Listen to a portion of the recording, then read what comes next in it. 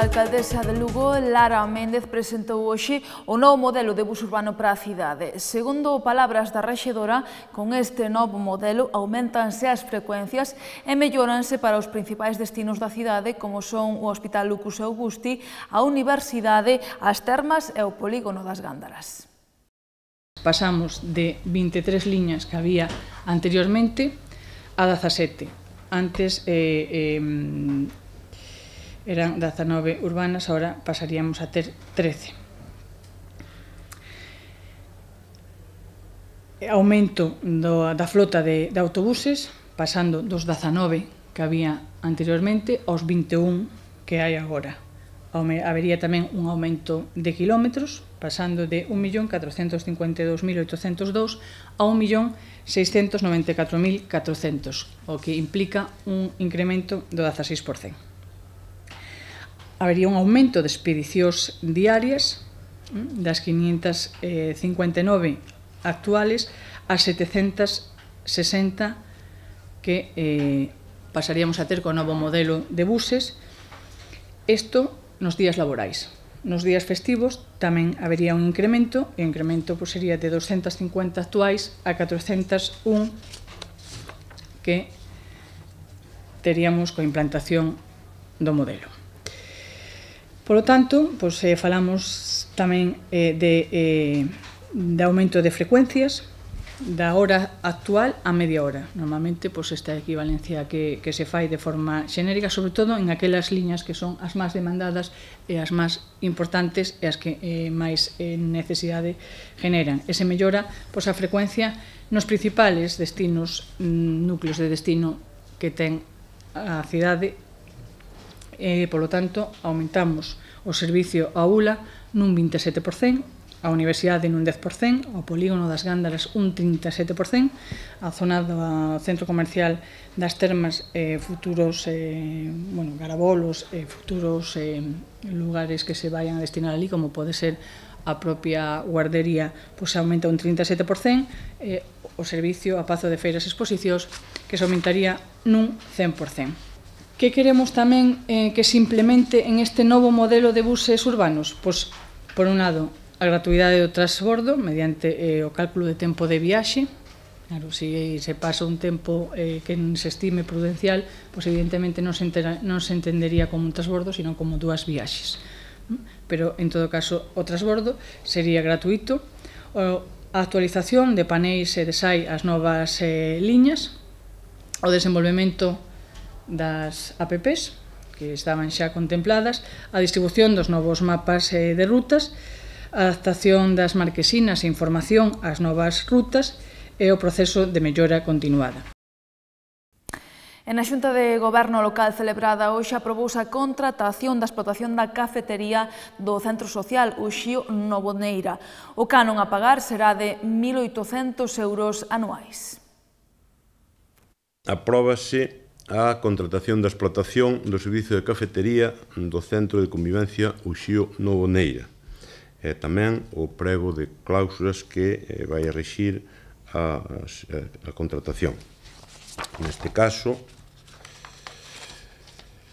a duración do contrato será por un ano, podendo prorrogarse mediante acordo expreso por períodos anuais hasta un máximo de 2, e o canon a pagar polo adxudicatario establécese en 150 euros mensuais, é dicir, 1.800 euros anuais. Será publicado, como sempre, tanto no Boletín Oficial da Provincia como no perfil do contratante do Concello. Tamén se aproba o aluguer de vivenda cita na Rúa Díaz Castro, ao abeiro do convenio de colaboración entre a Consellería de Vivenda e Solo e o Concello de Lugo, para a adquisición de 15 vivendas polo Concello para o programa de erradicación do chabolismo. Neste caso, a contía do aluguer é de 95,84 euros. Seguimos en clave municipal porque hoxe o voceiro popular Antonio Ameijide alertou de que os investimentos do Concello pro 2017 son os máis pobres da historia dos socialistas. Ameijide dixo que a rexedora rebaixou nun 52% os investimentos con respecto ao ano pasado e que ademais desconfían do grau de cumprimento desta previsión. O popular acusou o goberno local socialista de falla de ideas e de carecer dun proxecto global de cidade. Tamén criticou que se renuncia a proxectos como a Biblioteca da Piringalla, a Praia Fluvial ou o desdobramento de Infante Elena.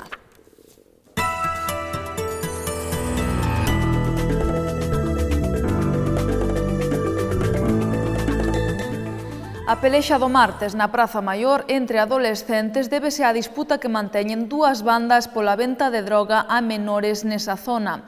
Así, ao menos, o creen os comerciantes e pais e nais que acoden a diario á contorna da Praza Maior. Segundo publica hoxe El Progreso, as bandas buscan captar a menores e adolescentes para ampliar o seu ilícito negocio.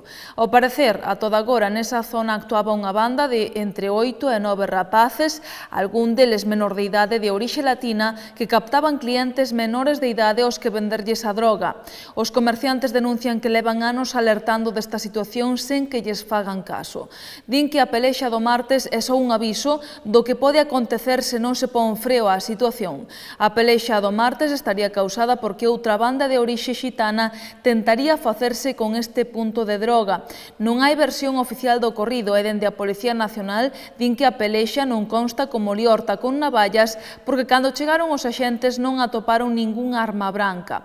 Ademais, hoxe o subdelegado do Goberno en Lugo, Ramón Carballo, fixo un chamamento á calma e dixo que a presenza da policía nesa zona é permanente e que de forma habitual se fan identificacións dos rapaces ali presentes, ademais de levar un control sobre o suposto trapicheo de sustancias estupefacientes. Carballo lembrou que recentemente a policía fixo detencións nese lugar e interviu diversas cantidades de droga. Tamén indicou que se fai falla tomar máis medidas se tomarán. A conflictividade no centro da cidade é cada día máis patente, pois ademais desta liorta o pasado sábado houbo outra na Rúa da Catedral na que 6 persoas resultaron feridas por arma branca. Segundo publica hoxe El Progreso, a xuíza Sandra Piñeiro, a petición da Fiscalía, ordeou onte o ingreso no cárcere dos 3 homes acusados de provocar esa multitudinaria pelexa. O uso de coitelos durante a mesma fixo que a acusación se siga por lesións graves e por tentativa de homicidio. Os 3 acusados teñen xa antecedentes por violencia. Os investigadores están tentando reconstruir o acontecido con testemuños e coas imaxes gravadas polas cámaras de vixianza de 2 locais.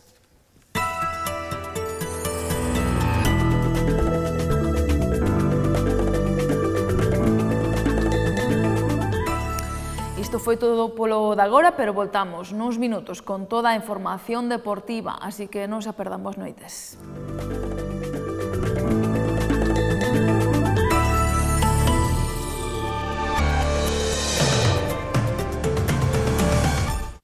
A Gran Muralla, unha das 7 maravillas. Tanta muralla, e resulta que rematastes 13 séculos despois que a nosa. Menos lobos, que aquí non pintades nada. Poida que en colores non veñamos pintando dende hai séculos, pero sen dúbida, de pintura sabemos un chisquiño. O si que vos tomades as cousas con calma, máis de 2000 anos, mi madriña.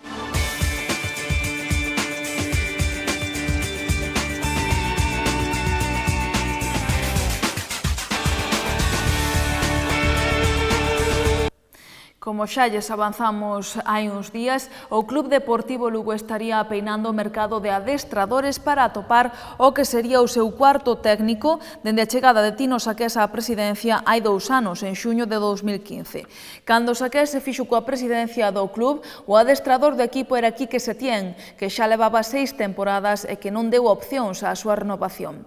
A Setién seguiron Luís Milla, José Durán e, por último, Luís César San Pedro, que estes días fixo fixo oficial a súa saída. San Pedro asinou a mellor serie de partidos sen perder do Lugo e deixou os albivermellos na 9ª praza, a máis alta das súas 6 temporadas na categoría de prata. Agora o club ten que atopar un novo técnico no medio dunha etapa na que ademais terá que facer numerosas incorporacións, algunhas delas moi importantes, xa que tamén lle ten que buscar sustituto ao seu máximo goleador, Joselu. Isto foi todo pola nosa parte, pero poden seguir informados a través do xornal El Progreso e do portal do Grupo El Progreso galiciae.com. Que teñan moi boa noite de mañá.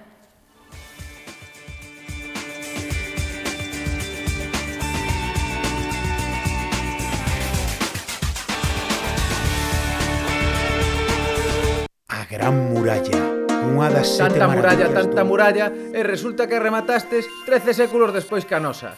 Menos lobos, que aquí non pintades nada. Poida que en colores non veñamos pintando dende hai séculos, pero sen dúbida, de pintura sabemos un chisquiño. Iso sí, a vosa é máis longa. A muralla, digo.